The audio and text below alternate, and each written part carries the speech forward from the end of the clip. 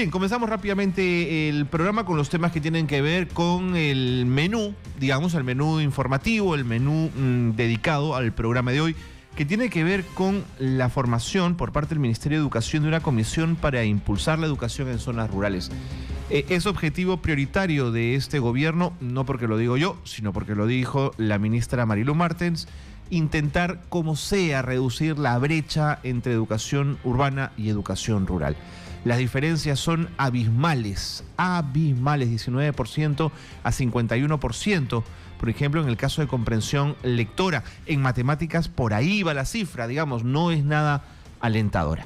¿Quiénes forman esta comisión? ¿Qué objetivos tienen en lo inmediato?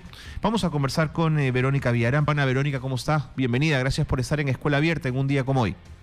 Carlos, ¿cómo estás? Muy buenos días. Un saludo grande para ti y todos los maestros y maestras. Y me sumo a tu saludo a todos los maestros padres del país.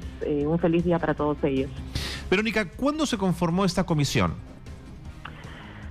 Salió una resolución ministerial hace unas pocas semanas. La comisión sectorial formalmente la preside la viceministra de Gestión Pedagógica. Ya. Y está conformada por prácticamente todas y todos los directores generales del Ministerio de Educación, porque para atender de una manera integral a la educación en ámbitos rurales, la verdad es que se requiere el concurso de todas las distintas líneas de trabajo pedagógicas, institucionales, y eso hace a que todos deban estar comprometidos en esta deliberación que es la formulación de una política pública, ¿no? Sin duda, y revela la importancia además que el Ministerio le está asignando al tema. ¿Y por sociedad civil quiénes están? Mira, por sociedad civil, el Consejo Nacional de Educación, que aglutina una serie, a través de una mesa interinstitucional, a través de una serie de organizaciones de sociedad civil, está muy de la mano con el proceso del Ministerio. Han habido reuniones conjuntas, ha habido un plan de trabajo propuesto por el Consejo Nacional de Educación para ir en paralelo a lo que viene haciendo el Ministerio, también desarrollando, por ejemplo, mesas de conversatorio para discutir esta gran diversidad que hay en lo rural, esta enorme, además, evolución que ha habido en el tiempo de cómo se concibe lo rural a partir de patrones productivos, a partir de la tasa demográfica misma, los cambios que han habido y que le van a, a retar al Ministerio a pensar distinto el tema de las ruralidades, ¿no? También ha propuesto el Consejo generar espacios en las regiones, porque escuchar la voz directa de los sectores en las regiones es muy importante. Entonces hay algo que llaman macroregionales, que son encuentros de distintas regiones en alguna, digamos, que las pueda reunir y donde se va a poner a discusión los avances que se vayan generando en estos grupos de trabajo especializados, ¿no? De acuerdo. Me he quedado pensando un instante cuando has hablado de ruralidad, y te lo digo porque escuché hace muy poquito a Marisa Remí, investigadora del Instituto de Estudios Peruanos, hablar de nuevas ruralidades. ¿Este es un tema que van a discutir en estos espacios? Es un tema que se viene ya discutiendo de una manera muy intensa. Hoy por hoy, lo que, digamos, tú mismo al plantearlo, y es así lamentablemente como está en las estadísticas que manejamos, uno dice la brecha urbano-rural. Y dentro de rural empaqueta, digamos, todo lo que, según el INEI, no sería urbano. No obstante, allí uno tiene una diversidad, una heterogeneidad de lo rural muy grande, por eso se empieza a pensar en esta idea de nuevas ruralidades, donde, por ejemplo, algunas más cercanas o en rutas de conexión comercial tienen una ruralidad que viene a ser bastante periurbana y que es muy distinto de la dispersión y la inaccesibilidad que, por ejemplo, en ámbitos amazónicos nos exige pensar totalmente fuera de la caja, cómo llegar a comunidades, a centros muy, muy dispersos, con poca población, pero donde todavía tienes niños que, como todo peruano, merece recibir una atención de calidad. Pero lo que hay que pensar es otras formas de atención, hay que ser mucho más creativo y sobre todo en clave de flexibilidad, reconociendo que la ruralidad cambia en el tiempo, evoluciona, ¿no? Y estos patrones tienen que ser considerados. Verónica, ¿te imaginas a esta comisión multisectorial evacuando documentos, digamos, grandes líneas, o te la imaginas aterrizando en lo pequeñito, en indicadores muy precisos, en cosas que hacer? Mira, son las dos cosas, porque si uno no tiene una visión clara de dónde quiere llevar la educación rural, te puedes perder en indicadores que terminan siendo además atomizados, y justo lo que se quiere evitar es que empecemos a pensar, bueno, hay que mandar esto, hay que llevar aquello, hay que desarrollar No, lo que uno tiene que pensar es ese panorama grande y está hoy por hoy más o menos definido en la idea de que necesitamos que todos los sujetos que viven en los ámbitos rurales desarrollen competencias que los habiliten para llevar una vida plena, para tomar decisiones autónomas, para poder, digamos, ser productivos y que reconozcan una identidad personal, una identidad cultural, que se puedan también proyectar, digamos, a un mundo más grande cuando así lo decidan. Esa es la meta. Si uno no tiene eso como resultado esperado, digamos, lo que organices puede no estar bien alineado y sabemos todos que los recursos además no siempre son todos los que uno quisiera y por tanto cuanto mejor alineados estemos, ¿no? Y todas estas líneas estén, vamos a poder trabajar de manera más eficiente. Entonces tener la meta es importante. Se ha discutido sobre esta meta, se va a seguir discutiendo sobre ella, lo que llamamos resultados de la política, digamos, y a partir de eso sí nos toca definir un planeamiento más estratégico que empiece a determinar las prioridades, la gradualidad, cómo se empieza, por dónde se empieza, con qué objetivo más específico, cómo mides ese objetivo para ver que vayas progresando, cómo le vas sumando en el camino complementos que hacen a toda esta propuesta, digamos, de servicio educativo integral, ¿no? Empezar por un lado es importante, digamos, una visión grande, y es verdad también que no te puedes quedar en un discurso que sea demasiado idílico, pero luego no sabes cómo lo vas a ejecutar. Entonces, cuestiones vinculadas al presupuesto, a lo que nombramos arreglos institucionales, cómo se tiene que reorganizar el sector para poder atender de manera eficiente, y cómo lo vas a ir haciendo en el tiempo, en un año 1, en un año 2, en un año 3, todo eso es parte del planeamiento, si quieres, más estratégico de una política, ¿no? Entiendo. Pero la política te tiene que nombrar un derrotero.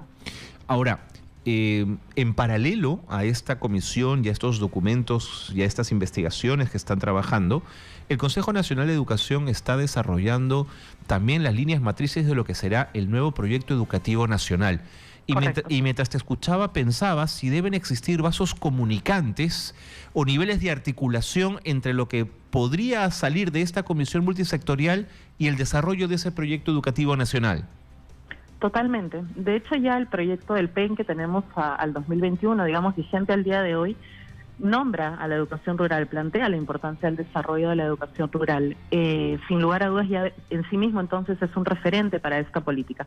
Esta política, sí quisiera corregir una cosa, no hay una comisión multisectorial, lo que es una comisión sectorial, es el sector de educación en este momento, pero hay algo que es bien interesante y que tiene que ver con cómo se ha planteado el objetivo, digamos, de esta tarea, y es poner al sujeto en el centro, es imaginar qué cosa es lo que el sujeto debe recibir, independientemente de quién lo deba proveer. Y eso, por ejemplo, te dice, si en el ámbito rural el tema de nutrición o el tema de salud es algo que el sujeto debe recibir, entonces no importa si eso hoy día está en las manos del MINSA o del MIDIS. Yo en este momento no estoy pensando quién lo va a proveer, lo que estoy pensando es que el niño lo debe recibir. Entonces, no es una comisión intersectorial o multisectorial, pero sí le va a generar demandas a otros sectores, más allá de educación, a otros actores sociales, digamos, ¿no? Poner todo en clave de lo que el sujeto merece y debe recibir es muy importante en esta formulación de una política integral. Y quería comentar algo, también regularmente pensamos en la educación, digamos, básica, y uno piensa en los niños de inicial, primaria y secundaria. Esta política de atención integral está pensando en los sujetos que viven en el ámbito rural, por tanto, hay un grupo de trabajo que ha venido discutiendo, por ejemplo, 18 años a más. Y en 18 años a más tú tienes a los jóvenes que no concluyeron un ciclo educativo a tiempo, a los adultos, pero también tienes a los adultos mayores. Y recordemos que el sector tiene una modalidad que es la educación básica alternativa, que se preocupa por los sujetos adultos. Entonces, esta no es una política que solamente va a pensar en los niños que están en las escuelas, que clásicamente, digamos, uno imagina la escuela con salones, No, esto va a pensar para todos los sujetos que viven en el ámbito rural, incluso más allá de la escuela clásica que tenemos en la cabeza, ¿no? Importante. Y eso es muy importante. Sí, es muy importante. Importante. Entonces, lo corrijo, es una comisión sectorial, pero, digamos, no me la imagino sin los gobiernos regionales empapadísimos en esto, Verónica. Nunca, no, de ninguna manera. Es clarísimo que hay una... Cuando uno dice sector educación y cuando uno piensa en el sistema educativo, Probablemente por la historia, probablemente por los antecedentes, tendemos mucho a pensar en el Ministerio de Educación. Es verdad. Pero en realidad cuando uno dice sistema educativo y cuando uno afecta al sector educación, está en realidad, o deberíamos empezar a pensarlo así, está pensando en toda la línea, digamos, que es intergubernamental, ¿no? Y que va desde una escuela, un gobierno municipal que también tiene responsabilidades, un gobierno regional que en realidad es el responsable de la Dirección Regional de Educación y las UGELes, digamos, eso es parte de la región, no es parte del nivel nacional, y un Ministerio de Educación que, digamos, es el ente rector y por tanto debe dar algunas pautas. Sin duda. Entonces, en todo este trabajo se ha venido también, hay toda una, hay 4 ejes que se han organizado los grupos de trabajo. Un eje pedagógico que discute, si quieres, más los temas de currículo, de materiales, de espacios educativos. Hay un segundo grupo fundamental que es el grupo docente. Sabemos que los retos de trabajo docente son muy intensos y ahí también hay que pensar de manera muy creativa y muy ardua. Hay un tercer grupo de trabajo que está vinculado a lo que hemos nombrado bienestar, que reúne, si quieres, todas esas condiciones de calidad de vida de los sujetos que son muy importantes para que el proceso educativo se desarrolle bien. Su salud, su buena nutrición, prevenir los temas de violencia en las escuelas y en las familias y en los espacios, digamos, que te llevan a la escuela. Luego están ahí también los temas de infraestructura, pensar en escuelas dignas, pero también pensar en qué otros espacios educativos que no sean necesariamente la escuela de paredes y de aulas. Y los temas de sistemas de información que no son tan sensibles hoy día para todo lo que requerirían. Y el cuarto grupo es el grupo que se llama gestión, y es cómo se gestiona todo este sistema educativo para poder hacer realidad lo que, digamos, estás imaginando y esperando, formulando desde una mirada pedagógica pertinente, ¿no? De acuerdo. Entonces la gestión es donde te dice, bueno, acá hay una articulación intergubernamental, y en el territorio vas a tener que exigir también una articulación intersectorial, porque convengamos que en algunas comunidades la escuela es lo único que hay del Estado. Sin duda. Y entonces todos los sectores quieren canalizar a través de la escuela algunos programas, y eso puede ser una sobrecarga, una demanda, más allá de las capacidades de una escuela multigrado, por ejemplo, ¿no? De acuerdo. Entonces toda esa articulación, cómo se va a gestionar para que no sea un peso, para que no sea una carga, sino para que sea un factor que favorece el proceso educativo. Verónica, muchísimas gracias por habernos dado esta información. Creo que están además mordiendo carne, digamos, creo que aquí hay que trabajar intensamente. Quiero agradecerte muchísimo que te hayas tomado unos minutos para acompañarnos un día como hoy, aquí en Escuela Abierta. Muchísimas gracias. Carlos, gracias a ti por permitirnos compartir un poco. La ministra, lo has dicho tú, tiene altísima prioridad en esto, la viceministra también. Hay una presencia constante de las autoridades del ministerio en las reuniones de los grupos de trabajo. Empezamos macrorregionales con el Consejo también en pocas semanas.